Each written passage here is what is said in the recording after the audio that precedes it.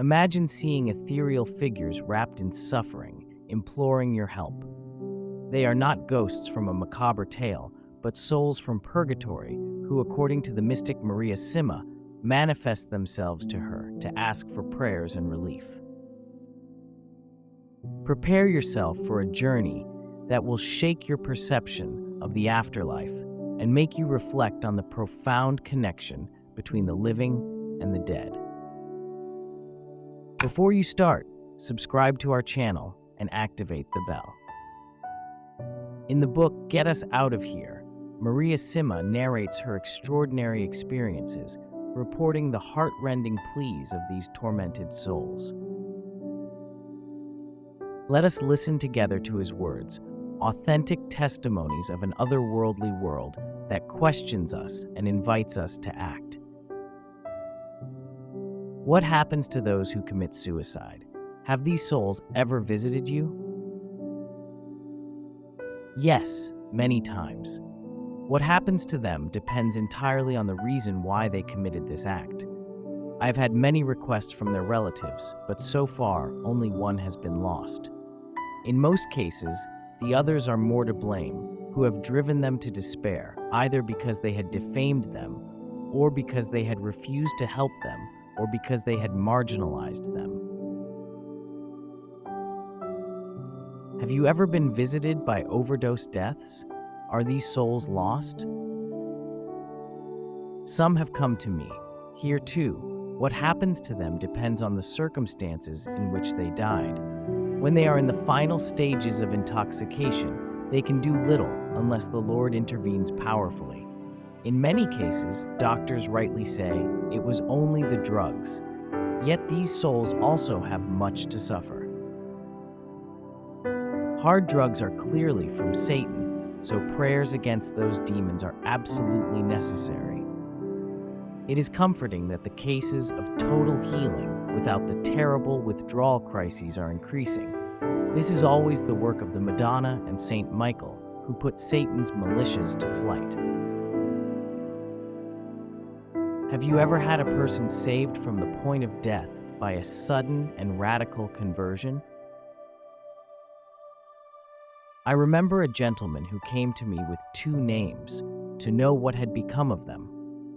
When I asked him to tell me something about these people, he refused, saying that he had given me these names to see if I was telling the truth. I said to him, "Okay, give me time," and waited for one or the other soul to present himself.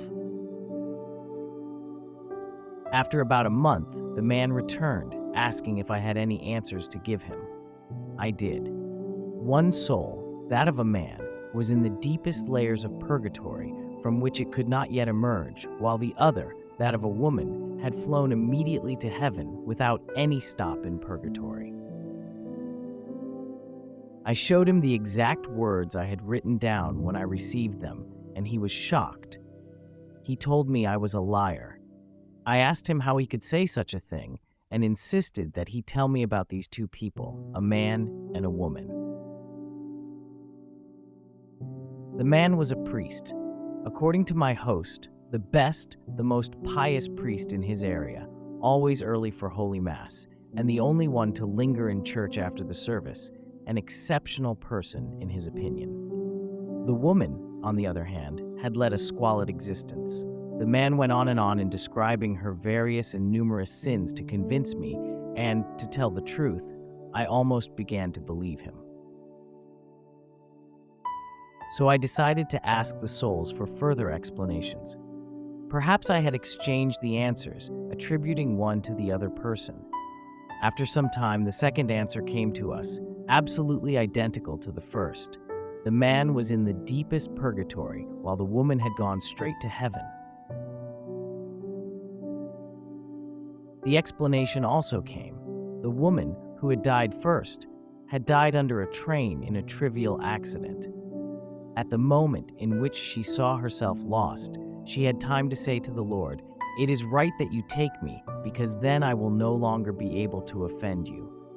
This single thought meant that all her past sins were forgiven.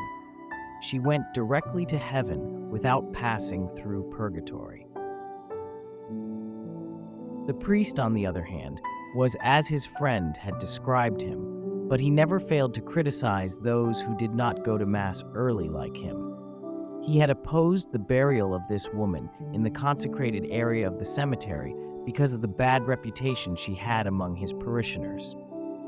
Because of his constant criticism and his judgments like this one regarding the woman, he found himself on the last steps of purgatory. We must never judge or draw conclusions based on what we thought we knew. My host acknowledged these truths, humbly asked for forgiveness, and went away satisfied with the news to bring to those eagerly awaiting it at home. Is it possible to know through some sign if the person who just died in our presence went directly to heaven? Perhaps, but these signs do not always tell the whole story. It is certain, however, that if a person dies badly, in terror and with anger and even in a violent way, he will certainly have a lot of suffering unless he is completely damned. I would be cautious even with regard to the opposite case. It is not said that if the person dies in peace, even in joy, he automatically goes to heaven. This is also true for the great saints among whom I and millions of other people would place Padre Pio. Well, he also had to stop for some time in purgatory. When we die, does our soul see the light of God clearly and in all its fullness? Not clearly, but enough to want to go towards this light. Clarity and fullness are relative to the state the soul is in at that moment. When we pray for a person to die peacefully, is it really possible for this to happen? Is God deaf? Our prayers are useful even when the person we are interested in has long been dead. God and prayer are not limited in any way, much less in time. God is present, whether it was 50 years ago or 50 years from now. He will help us as much as we trust in His help, no more and no less.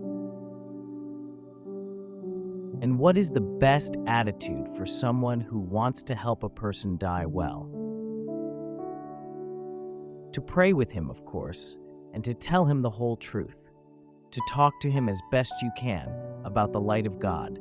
To tell him that he will never, never be left alone. To lovingly and gently suggest that he confess, if he hasn't already done so.